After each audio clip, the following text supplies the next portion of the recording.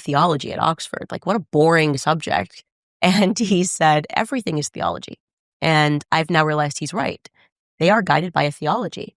And I had to then go back and try to understand Sabbatianism and Frankism. Do you know a bit about this? No, explain them. Yeah. So at the same time that I'm sort of questioning what's going on, I, for whatever reason, fell into a hole regarding modern psychology, Sigmund Freud. Sigmund Freud, factually, okay, there's no disputing this because the Ashkenazi Jewish director of the Sigmund Freud archives, who was working under Anna Freud, and he was about to become the next director, so he was the assistant director, decided, I'm going to actually learn German so I can read all of his notes that have not been published to the public. He was studying to be a psychoanalyst and was like, this is amazing. I have access to all of this stuff. So this guy's name is Moussaieff Masson, very brave man. He's now like 84. And I'm so glad that his book is flying off the shelves in his old age. So he reads Sigmund Freud's notes and he goes, wait a second. Sigmund Freud famously came up with this theory that children were attracted to their parents and that they were having these dreams and these things never happened to them. And then he says, no, he actually knew that these children were being raped. He knew. And he knew some of them were being raped to death. He had gone down. He had seen the evidence at the morgue. And so he goes, oh, this is crazy. He runs to Anna and he says, hey, your dad, we've made this big error. Your dad actually was gaslighting these kids and gaslighting these people who were being raped, incestuously raped. And so he thinks he's going to run to the psychoanalytic people and say, ta-da, we can now correct history. And what happens is he gets kicked out. He gets kicked out and he publishes the book anyways with the proof that Sigmund Freud knew this. And Anna Freud did not stop him from publishing the book, which is very interesting. She had the power to, and they were pressuring her to stop the publication of the book, but she let it fly. And that book, The Assault on Truth, it's a very difficult read. It is the number one thing people should read because he is the father of modern psychology. Okay. Modern psychology is gaslighting. Funny thing about Sigmund Freud, which is even more compelling, is he too, for years, when he first got into psychoanalytics, he said, oh, these kids are actually being raped. And that was his poorly named seduction theory, that these kids are not lying. These kids are being raped by their parents, and here's the evidence for it. And then he does this flip when he turns 35 and says, never mind. And this is when he's hailed as a hero. And similarly, he was rejected when he was telling the truth from his own psychoanalytic community in Vienna. And then he changes his mind. The second book that people should read is Sigmund Freud and the Jewish Mystical Tradition. Sigmund Freud came from a Sabbatian family. This is Jewish mysticism. It actually has nothing to do with the Torah. It has absolutely nothing to do with the old law. In fact, they said the old law was fulfilled, and they believed that this man, Sabbatai Zevi, was their Messiah. They've virtually wiped this man from history, even though half of the world Jewry followed him, believed he was the Messiah.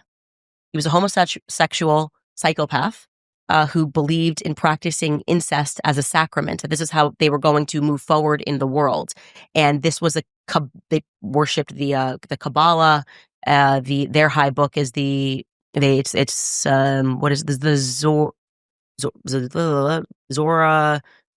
Zohar. Thank you. It was like the Zohar.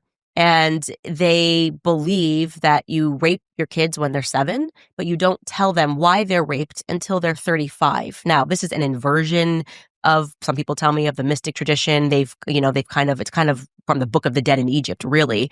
But they rape their kids, and Sigmund Freud discovered that the reason that they do this is Sigmund Freud's work, is because it conditions the child to grow up to be a psychopath because of what they have to go through trying to understand why their parents did this. This is all real.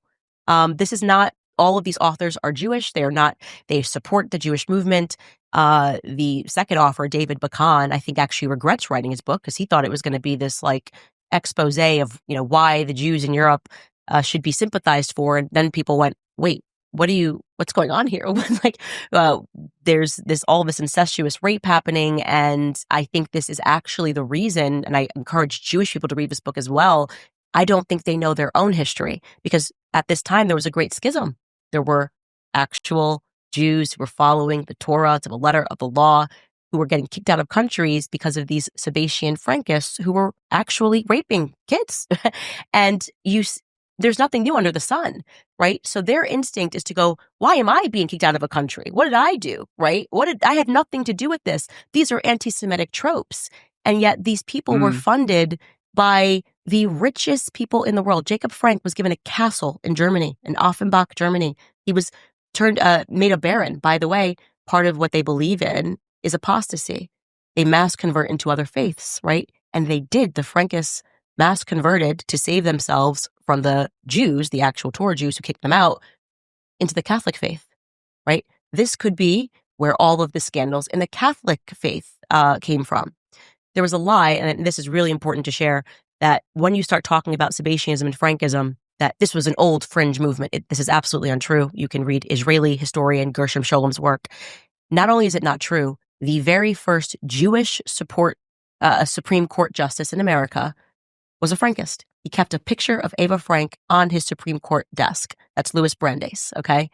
It's right in your face what's going on, okay? They have tremendous amount of power. They've always had power.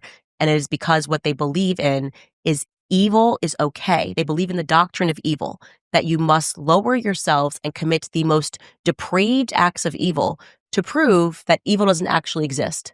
And then you can ascend in society. That to me seems to be the guiding philosophy of people in Israel, I would say. Like this idea that this is a Sabbatian concept, that you can commit acts of evil to get ahead in society is when I see what's happening in Gaza. I'm like, how can you as a human be okay? I don't care about your religion. I don't care about your philosophy. It's like, how do you look at this and not understand this is evil? Well, you can speak to Christian Zionists, I think in America, they are trickling into the Sabbatian concept of, well, there's a bigger goodness that's going to happen if we allow this evil to take place. You need to understand where this ideology stems from. And that's what I'm committed to helping people to understand. Hey, you lot, we're not going to be on YouTube anymore. You know why. You're identifying